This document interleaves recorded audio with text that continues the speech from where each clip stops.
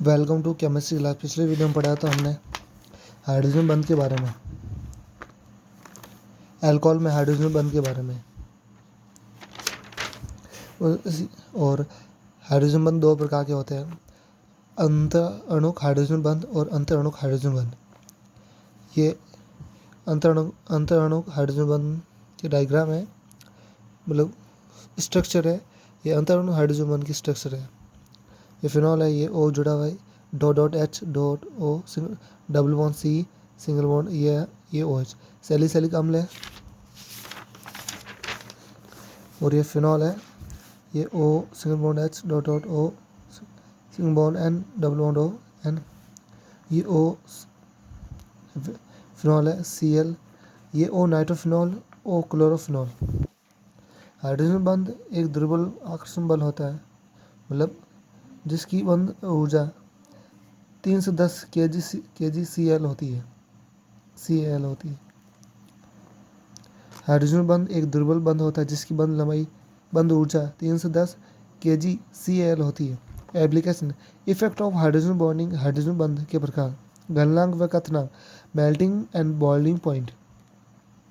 अंतर अणुक हाइड्रोजन बंध के कारण यौगिक में अणुओं का संगुणन होता है, जिसके कारण आकर्षण बल बढ़ता है और हाइड्रोजन बंध को तोड़ने के लिए अधिक ऊर्जा की आवश्यकता होती है और गलनांक व कथनांक बढ़ जाते हैं। कह रहे हैं अंतर अणुक हाइड्रोजन बंध के कारण यौगिक में अणुओं का संगुणन होता है, जिसके कारण आकर्षण बल बढ़ता है और हाइड्रोजन बंध को तोड़ने के लिए अधिक ऊर्जा की आवश्यकता होती है, जिससे गलनांक व कथनांक बढ़ जाते हैं। सोल्यूबिलिटी एंड या विलेयता, हिंदी में विलेयता, इंग्लिश सोल्यूबिलिटी। हाइड्रोजन बंध के कारण अल्कोहल जल में पूर्ण विलय होता है, क्योंकि अंतर अणुक हाइड्रोजन बंध के कारण अल्कोहल अणु जल के साथ संगठित हो जाता है, जिससे विलेयता बढ़ती है। ये कह रहा है हाइड्रोजन बंध के कारण अल्कोहल जल में पूर्ण विलय होता है, क्योंकि अंतर अणुक हाइड्रोजन बंध के कारण अल्कोहल अणु जल के साथ संगठित हो जाता है, जिससे विलेयता बढ़ती है। यहाँ single bond OH dot dot single bond H, ये O इससे जुड़ा हुआ, ये H डॉट डॉट H, ये सिंगल O, ये H यहाँ पर डॉट डॉट H, ये सिंगल बॉन्ड O, ये सिंगल बॉन्ड H।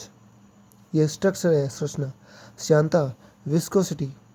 जिन यौगिकों में अंतर अणु हाइड्रोजन बंध उपस्थित होता है उनकी श्यानता उच्च होती है, यानी हाई होती है। ये कह रहा है जिन यौगिकों जो कंपाउंड में अंतर अणु हाइड्रोजन बंध होता है, जो पहला वाला हाइड्रोजन बंध अंतर अणु, उनकी श्यानता उच्च होती है, यानी हाई होती है। द्विध्रुव आघूर्ण, डाइपोल्यूल मूवमेंट। एल्कोहलिक समूह में हाइड्रोजन परमाणु ऑक्सीजन परमाणु से संयोजक बंध से जुड़ा रहता है और ऑक्सीजन परमाणु एल्किल समूह से जुड़ा रहता है। अतः हाइड्रोजन समूह में ऑक्सीजन परमाणु की विद्युत ऋणात्मकता उच्च होती है, जिसके कारण ऑक्सीजन पर आंशिक ऋणावेश और हाइड्रोजन पर आंशिक धनावेश उत्पन्न होता है और OH समूह के बंध की प्रकृति आंशिक आयनिक हो जाती है और द्विध्रुव आघूर्ण बढ़ता है। ये कह रहा है द्विध्रुव आघूर्ण। डाइपोल मूवमेंट, अल्कोहलिक समूह में हाइड्रोजन परमाणु ऑक्सीजन परमाणु से संयोजक बंध से जुड़ा रहता है और ऑक्सीजन परमाणु एल्किल समूह से जुड़ा रहता है।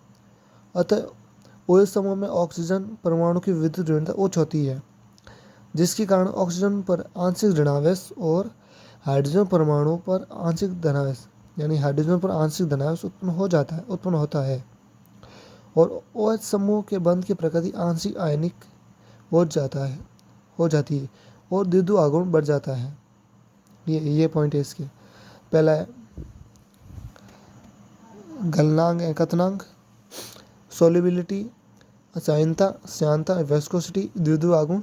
अब है अल्कोहल की अम्लीय प्रकृति। इंट्रोडक्शन। अल्कोहल की अम्लीय प्रकृति OH समूह के कारण होती है।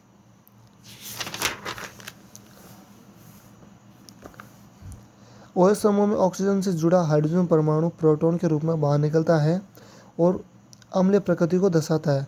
H+ आयन निष्कासित कर अल्कोहल आयन बनाते हैं, एल्कोक्साइड बनाते हैं।